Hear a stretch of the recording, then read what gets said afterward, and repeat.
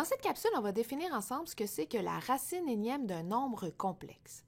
Mais on associe aussi le concept de racine énième à résoudre une équation de degré n dont l'ensemble solution fait partie des nombres complexes. Comme par exemple, si on veut résoudre l'équation z à la 4 égale à moins 1, où z est un nombre complexe. Dans le fond, ce qu'on cherche, c'est quel est le nombre complexe que lorsque je le mets à la puissance 4, ça me donne moins 1.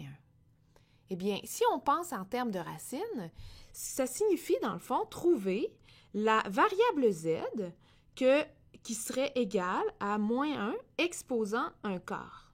Tout ce qu'on a fait, dans le fond, c'est extraire la racine quatrième à moins 1 ou mettre moins 1 à la puissance 1 quart. Donc, résoudre l'équation z à la 4 égale à moins 1 signifie trouver la racine quatrième de moins 1. Mais on sait que dans les nombres réels, une racine paire d'un nombre négatif, ça n'existe pas. Mais dans les nombres complexes, on peut trouver ces valeurs-là. Donnons maintenant la définition de ce que c'est qu'une racine énième d'un nombre complexe.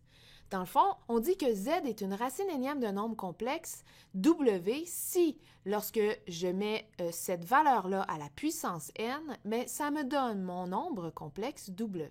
Maintenant, allons trouver une première solution à notre équation z à la 4 égale à moins 1. On va trouver notre première racine quatrième de w égale à moins 1 à l'aide de la formule de De Moivre. La formule de De Moivre travaille sur la forme trigonométrique d'un nombre complexe, comme w égale à r fois cos θ plus i sin θ. On peut aussi écrire la forme trigonométrique de w comme r 6 θ, où le 6 signifie cos i sin, donc c'est la forme abrégée de la forme trigonométrique de w. Donc, qu'est-ce qu'elle dit, la formule de De Moivre? Elle permet de trouver les w puissance n pour un n entier. Et ce w à la n serait égal à r à la n fois cos n θ plus i fois sin n θ. Ou, encore une fois, on peut l'écrire sous la forme abrégée r à la n 6n θ. Donc, trouvons notre première solution de z à la 4 égale à moins 1, c'est-à-dire la première racine quatrième de w égale à moins 1. Alors, comment appliquer la formule de De Moivre? Bien, comme tantôt, ce qu'on cherche, c'est la valeur de z qui serait égale à moins 1 exposant un quart. Donc, c'est ici que vient la racine quatrième de moins 1. Ça veut dire que dans ma formule de De Moivre, mon n, ma puissance, serait égale à un quart.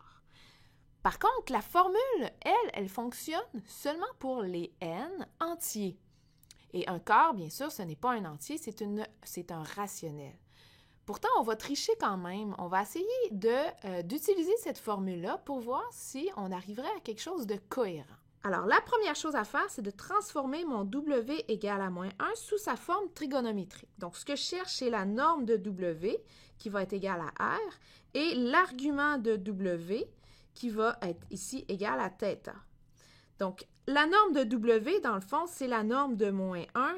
Donc, cette longueur-là, c'est bien sûr égal à 1.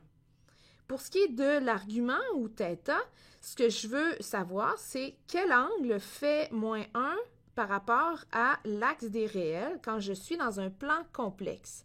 Donc, moins 1 est bien sûr sur l'axe des réels ici, mais dans les négatifs. Alors, l'angle qu'il fait par rapport à l'axe des réels serait égal à 180 degrés ou à pi si je l'écris en radians. Ce qui veut dire que moins 1, donc moins 1, je peux l'écrire comme sous la forme r6 θ. Eh bien, ça va être écrit comme égal à 1 fois 6 pi. Donc, cos de pi plus i sin de pi, tout ça fois 1. Si on applique maintenant la formule de De Moivre pour un n égal à 1 quart, donc dans le fond, ce qu'on cherche, c'est la valeur de z qui serait égale à moins 1 exposant 1 quart. Alors, remplaçons les éléments dans la formule de De Moivre. Donc, r à la n serait 1 exposant 1 quart fois 6 n θ, ici, ça va être 1 quart multiplié par pi. Donc, notre première racine serait égale à 1, parce que 1 exposant 1 quart, ça donne bien sûr 1, 6 de pi sur 4.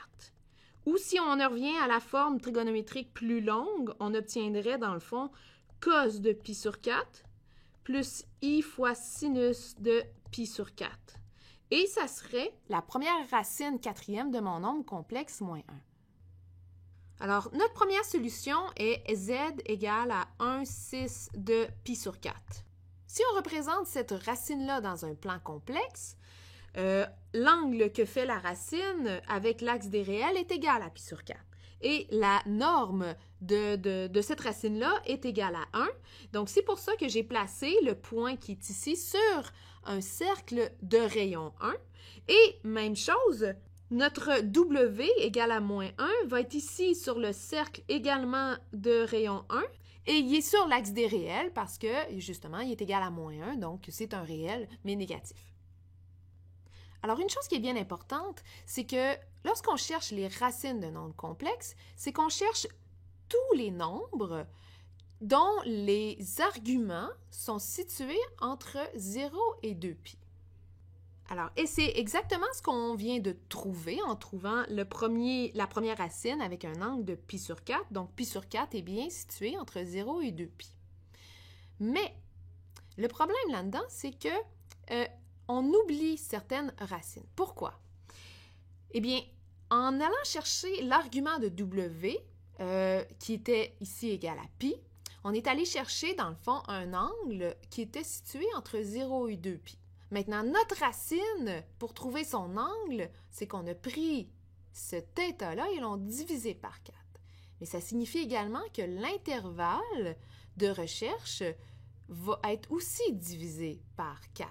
Donc, mon Z0 va être compris dans un intervalle entre 0 et pi sur 2, c'est-à-dire le quart de 2π.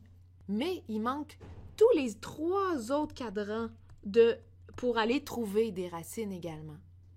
C'est-à-dire que si on élargissait notre intervalle de recherche pour notre argument de W, je m'explique, si on allait chercher l'angle que fait W, donc l'angle que fait moins 1, entre 2π et 4π, que vaut cet angle-là? Eh bien, si W est égal à moins 1, ça veut dire que W fait un angle de 3π par rapport à l'axe des réels. Comment on est arrivé à ça? Bien, on est parti de pi, on a fait un tour de cercle, donc j'ai pris pi, j'ai ajouté 2π, et donc j'ai obtenu un angle de 3π. Alors, si je divise cet angle-là, 3π divisé par 4, je vais trouver une nouvelle racine, et l'intervalle de cette racine-là est situé entre pi sur 2 et pi, c'est-à-dire que, dans le fond, on a divisé la borne inférieure 2π par 4 pour donner pi sur 2 et 4π par 4 pour donner pi. Alors, notre deuxième racine serait située exactement ici, à un angle de 3π sur 4. Et si on continue exactement le même processus, on trouverait une autre racine dans le troisième cadran. La troisième racine, dans le fond, provient d'un angle de W qu'on est allé chercher dans l'intervalle entre 4π et 6π. Donc, on peut partir de 3π et on ajoute un tour de cercle complet, c'est-à-dire 2π, on va obtenir l'angle 5π. Donc, n'oubliez pas qu'à 5π, on trouve le nombre complexe moins 1. Et donc, notre troisième racine va être trouvée en faisant 5π divisé par 4 toujours. Et donc, c'est-à-dire que l'intervalle de recherche est maintenant entre π et 3π sur 2. On trouve une dernière racine, donc on est rendu à une quatrième racine en prenant un intervalle de recherche pour W entre 6π et 8π. Cet angle-là de W, dans le fond, ce que ça fait, c'est que on est parti de 5π, on rajoute encore un autre tour de cercle de 2π, on obtient un angle de 7π. Alors, à 7π, je retrouve toujours mon nombre moins 1, et la racine, elle, va être trouvée à un angle de 7π divisé par 4. Donc, à 7π sur 4, on trouve notre quatrième racine dans le quatrième cadran. Et donc, cette racine-là est située dans l'intervalle 3π sur 2 et 2π. Et là, on vient de parcourir, dans le fond, notre cercle complet pour trouver toutes nos racines de moins 1. Ce qui signifie que, dans le fond, pour trouver toutes nos racines, toutes nos racines quatrièmes de mon nombre, W égale à moins 1, ce qu'on a fait, c'est qu'on a pris l'intervalle de recherche et on l'a augmenté de 4. Et donc, on a cherché tous les angles de W, tous les arguments de W que moins 1 pouvait avoir entre 0 et 8π. Et c'est dans cet intervalle-là de recherche qu'on trouve nos 4 arguments de W, soit π, soit 3π, 5π et 7π. Et les 4 arguments de W sont en fait divisés par 4 ou multipliés par un quart, c'est équivalent, pour trouver nos 4 racines quatrièmes de moins 1. Alors, en résumé, ce qu'on vient de faire, c'est une introduction aux racines énièmes d'un nombre complexe.